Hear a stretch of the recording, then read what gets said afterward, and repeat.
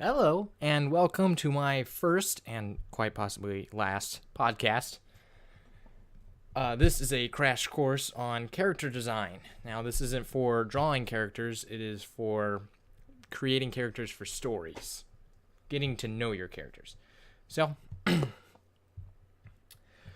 so you think you have a character design. Well, you're wrong, and I can prove this. Let me ask you one simple question that will show how little you know your character. Who is he? Or she, depending. And I don't mean by what do they look like or what clothes they wear. I mean, why do they wear those clothes? How often do they smile? And how do they act around others? So, before you can write a story, draw a scene, or just create any story for a comic or something like that, you must first know who your characters are. Okay, so we'll start with what normally most people end up or start with, which is the physical features. It's not the most important, but it is sometimes helpful when creating a character. For the physical features, this could be either the genetics part, the clothing, hairstyle, even small things like posture and glasses. These things can say a lot about someone. So, even like the eye color or the shape of their nose, it's not important, especially to the story, unless for some reason you're writing a story that's focused on no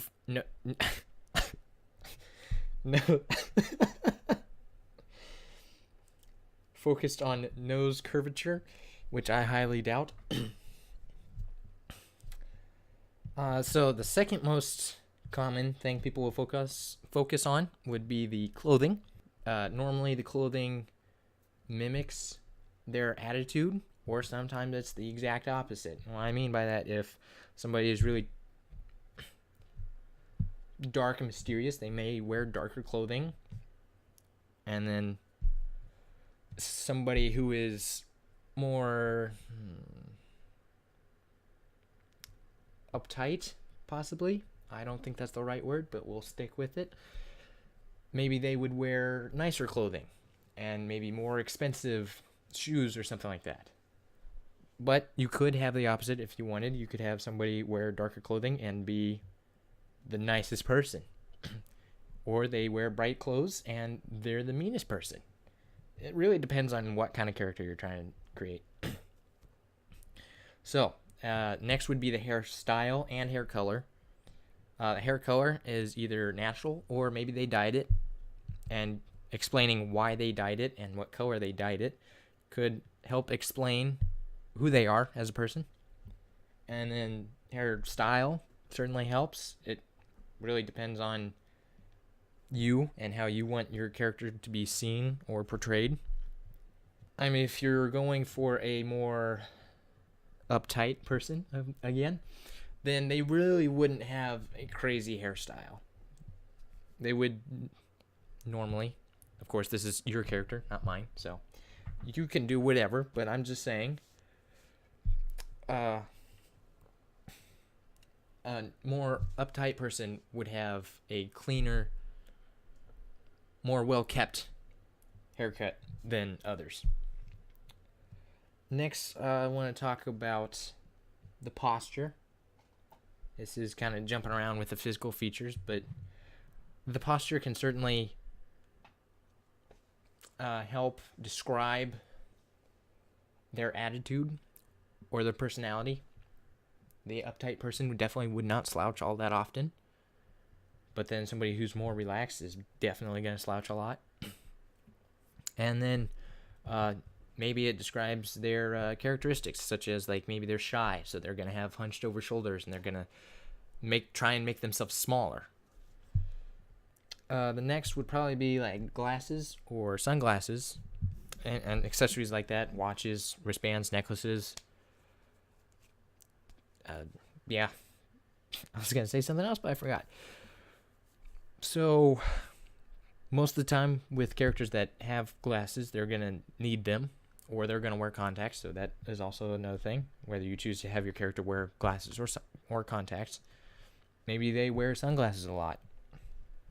Maybe because they think it looks cool or whatever. I mean, explaining why they do something, their backstory and who they are. Another thing that not a lot of people think about, but tattoos. Tattoos can really tell a lot about someone. And this could be what they got, where they got it, so like where on the body they got the tattoo, and why they got it. Maybe it was for a rebellious reason, or maybe they liked the design, or some other scenario that I don't know. These all can help with the personality. Now, for the personality, this can be, and I would highly recommend, basing it off of reality. The more realistic, the better. So you don't have to sit down and stare at somebody and watch them creepily, but if you notice something that catches your attention that your friends do or something, you just take a note of it. Now, personalities are not going to fit archetypes. I think that's the word. Well, they should fit archetypes. That's what you're basing the characters off of at first anyways. But you're going to have to combine different characteristics / personalities. But combinations have to make sense. Otherwise, they're not going to be considered realistic whatsoever. So combinations could include parallel combinations or opposites. So for parallel, if they're very energetic, they could be loud and social. The opposites would be maybe they're loud, but they're also shy. So that wouldn't make sense unless you were saying that they were shy to everyone except for their friends, and when they're around their friends and they're comfortable, then they would become loud. That is technically opposites, but it makes sense in that scenario. So what I mean by making sense, it wouldn't make any sense if you had a character that was scared of new things, yet they always seem to be willing to try new things. They shouldn't be that adventurous, or they should be hesitant to go on those adventures. They should be, if they're scared to try new stuff. If they're just going head on, no hesitation, that would be odd, and I don't think anybody would believe that. Unless, of course, they had no choice, but I still feel like there would be some hesitation. Helping with personalities would be deciding how your character would react in different situations. And then if you have multiple characters, put them all through that scenario. So it's the same scenario, and try to think how they would react differently than the others. One thing that was brought to my attention is opinions. Each person is going to have an opinion. And maybe your character is going to have an opinion that goes against what you believe. But it's a character. It's a new, different person. It's not you. So it's okay to have characters with strong opinions. The next thing would be character interaction. This is kind of going with the characters reacting to the same situation. An important part of character interactions is the relation to the other characters. Maybe they're family members, or maybe they're friends, peers, or just strangers. Maybe they don't know each other at all. The character interactions and their personalities is explained well by Elizabeth Sims in her 8 Ways to Write Better Characters article online. If you read through that, it should only take like a couple of minutes. She goes in depth, gives a bunch of examples. It's very helpful. So if this speed course isn't good at all, then I would certainly check that out, because she's definitely better at explaining this than I am. To improve your characters, and maybe they seem flat at first or uninteresting, practice. That's what everybody's going to say, and it's true. Practice makes perfect. But this means like a lot of practice, not like, oh yeah, I wrote down one thing. Okay, good. Now write more. To practice, not only would you write down different ideas for the story you're writing, but I would go online and find different prompts. They have some just for characters or scenarios. Sometimes they have this prompt, and all you do is fill in your character with the dialogue, or fill in the dialogue. No, match the dialogue to your character. That's what I was going for. Okay. There's a wide range of them. So some of them can be like romantic, or they're into the fictional. Well, I guess they're all fictional, but like fantasy, I guess. And if it's a bunch of action, or some are like horror story based. So there's prompts for everyone, honestly.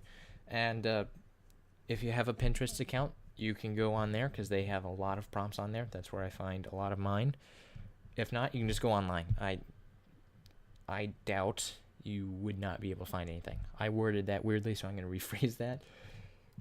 I would be surprised if you couldn't find anything. Yeah, that sounds better. You're definitely going to find something there. That's all I'm trying to say. So an important part is their purpose in the plot. Maybe their main character or a side character.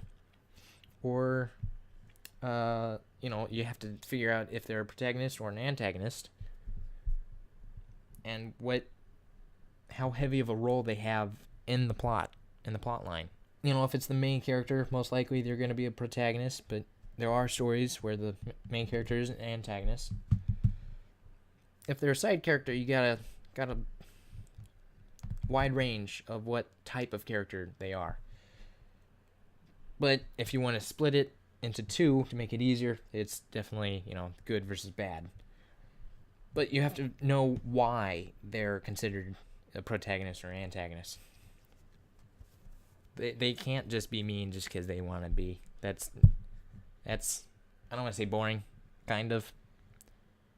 But not everybody's gonna like a flat character like that. They have to know the reason why the person is either helping or hindering the main character. So, to wrap it all up, wrap this quick. Well, I don't think it was quick because I was rambling a lot, so maybe it's not quick. Characters are very important to any type of story. So, even if you have the greatest plot, if your characters are too flat or too boring, it's gonna ruin your story. That is not an easy fix, but it's possible, especially with practice and knowing who your characters are. The physical features certainly help. It's not it's normally the first thing, but it doesn't have to be the first thing you do when creating a character. It just helps some people maybe tie their character to reality so they can relate it to some, like a friend of theirs or, one of their peers. Because basing your characters off reality definitely helps make them more 3D. It makes them more dynamic. It makes them more interesting. And the story, even with a poor plot, could be very good if the characters are interesting. It's the characters that really draw in the reader. So this was my character design podcast. If you liked it, please let me know. And if you think this should be my last podcast, then also let me know. That would be very appreciated. I don't want to make more of these and you guys not like them. So thank you for listening, and I will possibly see you in the next one. Or just next video. And I don't mean, why do the... And I don't... But the physical features, like, well, no, I can't talk about hair yet. Whether they do it because this is going terribly. Oh my god. And maybe that relates to your character, or maybe you're like, hey, that'd be a really good other character that could relate to your story. I'm rambling now. I know. Oh, that did not go well. I totally skipped that. That's in the wrong order. Heckers. Okay, well, we'll just skip that and edit that out. Right? Hopefully. Practice doesn't really make perfect because... Oh, that's so negative. Okay.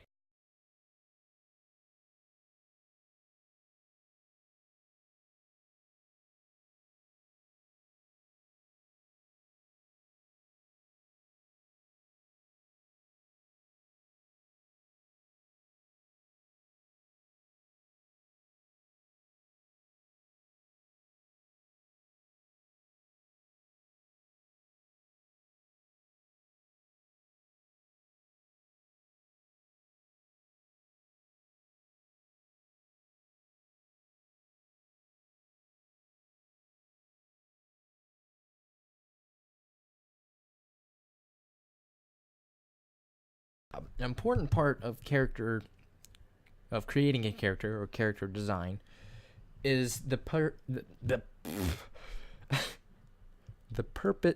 their purpose in the plot. Goodness, that was a struggle. Okay.